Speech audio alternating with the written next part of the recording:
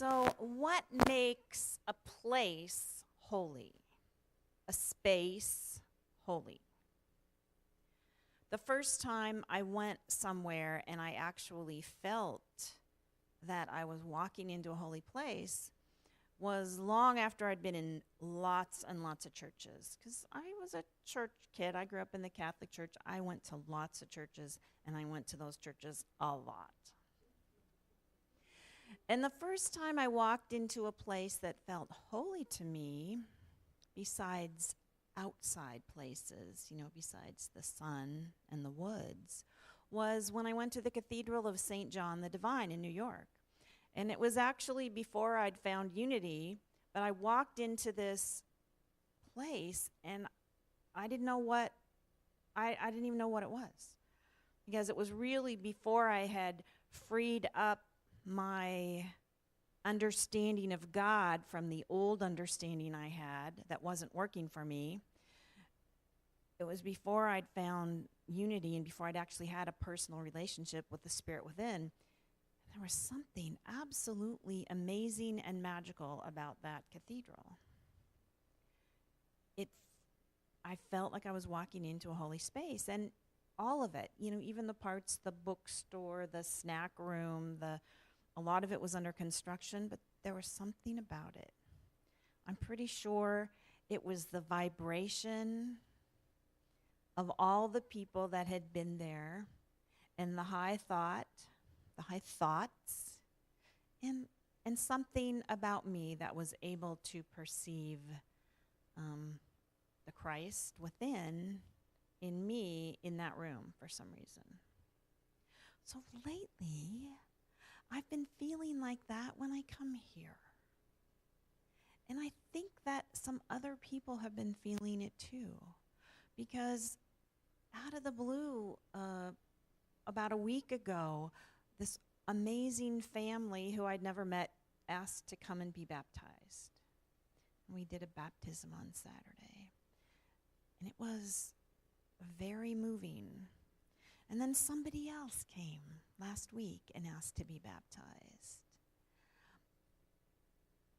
And that doesn't happen all that often. And I do remember that when we've rented out our space to a couple of healers recently over the past year, and both of the healers commented about the energy in the room. And if you've ever been in the room, well, of course, on Sunday it feels awesome because we're all here together. It just does. And on Tuesday at noon, it feels awesome when Deb's doing the sound healing. And it also, there's something about it, actually walking into a space that has had lots and lots of people before us who I've never met and you've never met, who've come here with an open heart and an intention of recognizing the Christ within that helps to create a sacred space or a holy space. Now, I don't always pick the songs that we sing, but I totally pick Holy, Holy Way. Because the thing I love about that song is it's got the wholeness word and the holy word. And to me, and I'm really, really clear about this, yours and mine, spiritual work is to evolve, to become more whole. And that is our holy walk. That is what the master teachers came to tell us. That is what Jesus of Nazareth came to tell us. He came to tell us that each of us, are to become whole and realize the Christ within. And how we do that is we become whole. Sometimes when we come into this holy space, we come and we're inspired because there's gorgeous music from guest musicians and the Unity Band that inspires us. Or there's a great story from the worship assistant of the day, or an inspirational interval. Or, who knows, maybe the talk hits you right where you need to hear it. There's all kinds of reasons we want to be inspired. And we also come here, the not wholeness of us, the broken, as it were, part of us, the parts of us that are not whole, we come here to be healed. And I actually think the healing is what raises the vibration here. It's awesome when you come in and you wake up and you know you're the Christ, and you greet everybody and you feel like that and you recognize that in each other. And there's something extremely profound about when you wake up a little bit not so much. And something happens because your connection with another human being, and the miracle happens. And what was broken, or what's seemingly broken, becomes whole. Becomes whole and holy. And held. We'll say hold too. All of those words, they work. I want to show the Bible quote right now. Okay, this is from Matthew. Truly I tell you, whatever you bind on earth will be bound in heaven, and whatever you loose on earth will be loosed in heaven. Again, truly I tell you, if two of you agree on earth about anything you ask, it will be done for you by my Father in heaven. For where 2 or 3 are gathered in my name, I am there among them. Now, isn't that, we love that quote. We love that where 2 or 3 are gathered in my name, in the name of the Christ. And in unity, we know it's not just that person in history, Jesus of Nazareth. We know it's also the Christ within, that Spirit within. And we know that there is something about the sum of it being greater, the whole of it being greater than the sum of the parts, or something like that. But what it means is it's bigger than 2 or 3. We know that when you connect up, there's a synergy that happens that's different when you're alone, and it's not just times 2 if there's 2 people, and it's not just times 3 if there's 3 people. It's truly an exponential growth, spirit, and healing and wholeness. Let's have the next quote. Thank you. All right, this is from the Gospel of Thomas. And it's got 2 parts to it, because it was really 2 parts put together in a recent Gospel of Thomas that came up from a papyrus. Jesus said, where there are 2, they are not without God. And where there is one alone, I say, I am with him. Raise the stone, and there you will find me. Cleave the wood, and there I am. I like that quote too. It's like wherever you look, you can find the Christ. Wherever you look, you can find that wholeness in that center.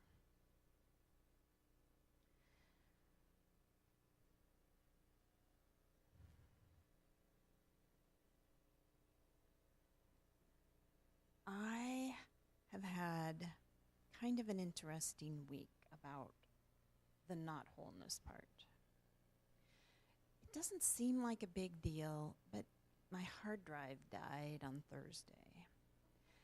And I ignored it Thursday night, and then on Friday, it was as I was inconsolable. My data! Because, of course, I didn't back it up like I should have. I even have, the cloud set up, and for some reason it hadn't been working, and I was irritated, and I didn't take the time to fix it. Well, I have learned my lesson, and if anybody wants to say I told you so, feel free. But let me tell you, I could not believe how much, that rug pulled out my equilibrium. I was crying, and I do remember at one embarrassing part where Roland was, of course, working to fix it. And I'm like, I just need you to give me some empathy. He's like, I'm trying to fix it for you, honey. I mean, I was crying. I felt like somebody died. And even though I'm watching myself, I'm thinking, you are insane. And really, that is the truth. To be that upset. I'm going to give myself some compassion and say that, yes, it wasn't like the loss was more about I was afraid of not being able to reproduce some of the work that I had saved. And I was feeling a little sad about that because I was feeling so angry that I didn't back it up, and I even knew I should have. My inner voice had been telling me for weeks, you better get on that. You can't ignore this. And when I looked, it was actually the last time I backed up was March 2014. So really, my inner voice should have been talking for way longer than months, but apparently my inner voice knew that the hard drive was about to go kaput and was trying to give me plenty of warning. Okay, here's the other thing that I think is funny, and actually it does work into a spiritual principle here. We're starting a new book in our book club on Wednesday. It's called E Squared. And I read ahead, and there's an exercise in the first thing. It's full of spiritual exercises. And the exercise says, if you don't have a belief in God, I'm just paraphrasing, and really you do want to read this book, but basically it was said something like, tell God you want a surprise in 48 hours. Tell God you want a surprise. You want absolute proof of God's presence. Well, I thought, okay, I'll just do it. Okay, God, here's your timing. I set my alarm for 2:45 yesterday. And it was right after that, on Thursday, that hard drive thing started to happen. So I started interpreting, like, what do you mean? What are you telling me, God? What are you telling me?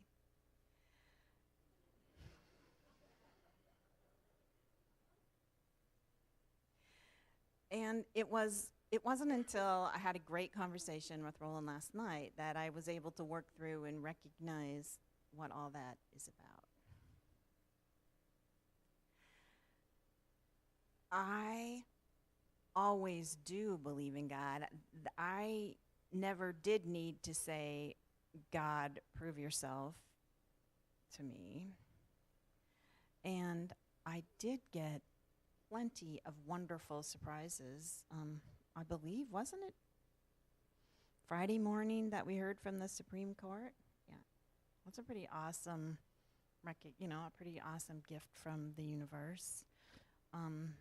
Saturday, we about 5 of us were here in a nonviolent communication intermediation workshop that was just awesome and touching, and there were many gifts in that.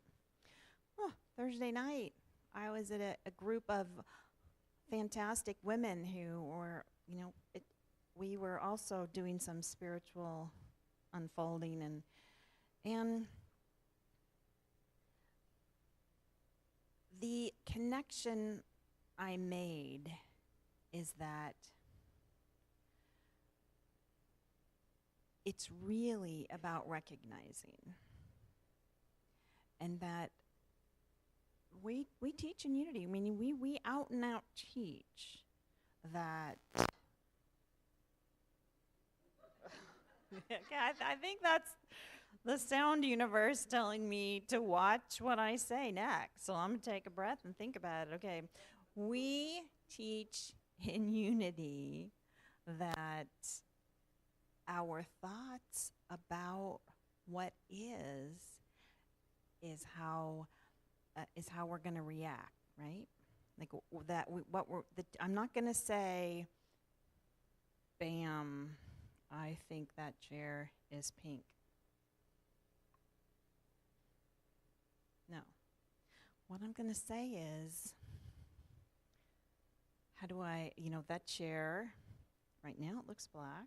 I think it's an iron chair. And as I recall, it's kind of heavy when I move it. Let's just say it fell on me. Just say it fell on me. How I react is up to me. That's the teaching I'm talking about. I believe, and I know that unity teaches us that there is God. That's that principle we say. There is God, only good God. That's it. We teach that, and I am absolutely clear on that. And that has many repercussions. It's not just a simple thing. It's not a simple thing. It's like the scripture.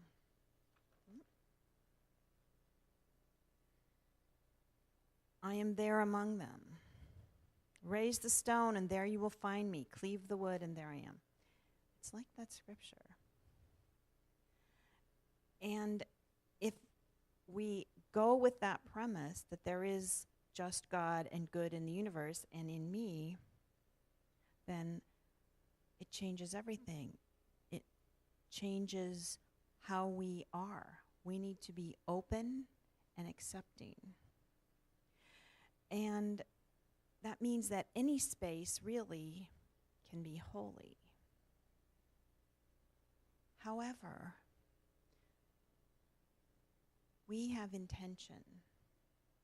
And we and many people have set an intention about this space and what this is for. And this is where I want to rant and rave a little bit, okay? This is what I came here to tell you. Here is what this space is for. This space here is for acceptance.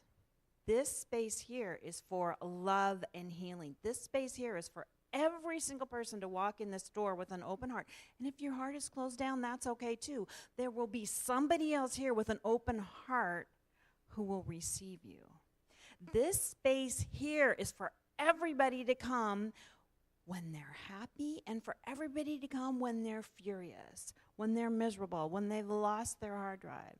This space here, which is a physical space, and also the space we create whenever we get in here.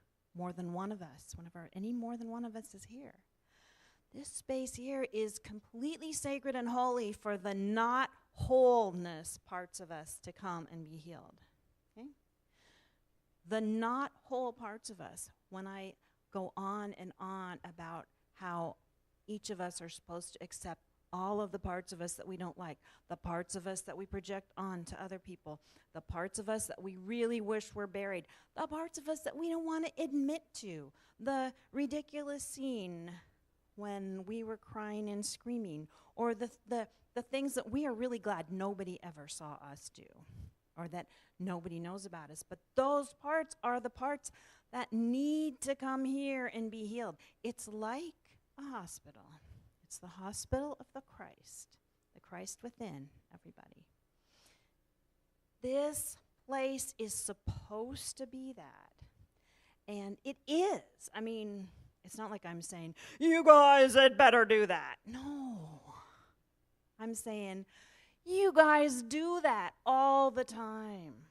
We, all of us, do it together.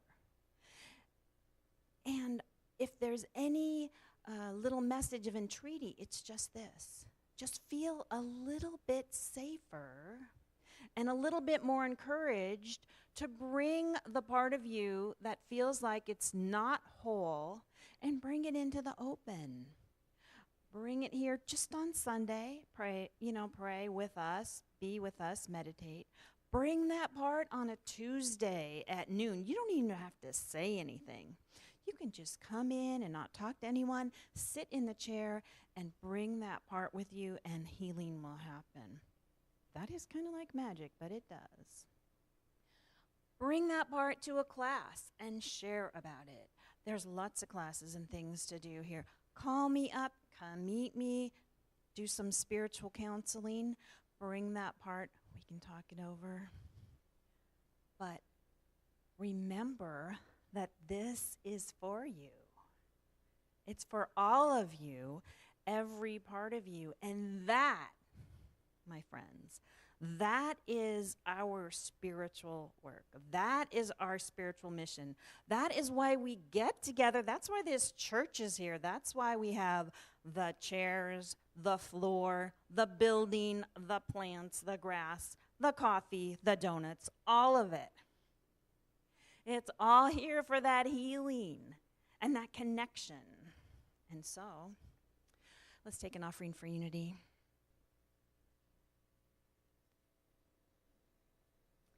I invite you to take your love offering and your tithe and put it in your hand and hold it